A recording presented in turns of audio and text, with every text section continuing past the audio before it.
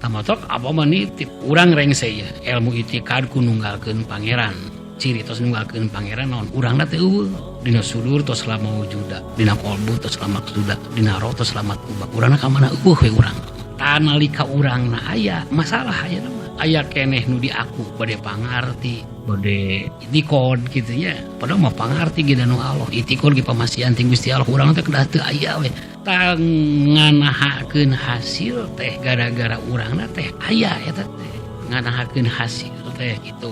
matak siga contoh urang bisa eureun migawe maksiat usaha ku rahmatna pangeran sanes ku riado sanes ku tapakur sanes gitu eta mah kadar syarat urang nyumpunan ikhtiar da disalametkeun urang teu migawe maksiat disalametkeun urang tina eureun migawe kamaksiatan usaha ku pangeran gitu lamun urang wantun we tatagenan dina pangarti alhamdulillah saprak ngaji mah urang eureun maksiat teh isuk migawe maksiat ta urang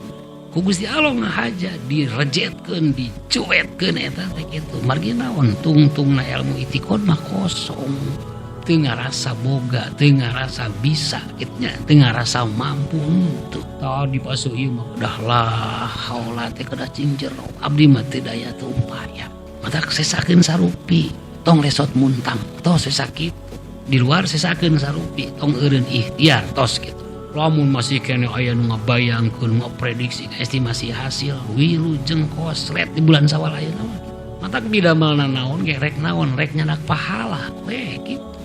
da sabada urang dipaparin anugerah itikad iman naon we dipidamel ku urang janten amal kasayan pan matak rek ka pasar rek ka kebon rek siar rek dagang milarian naon milarian pahala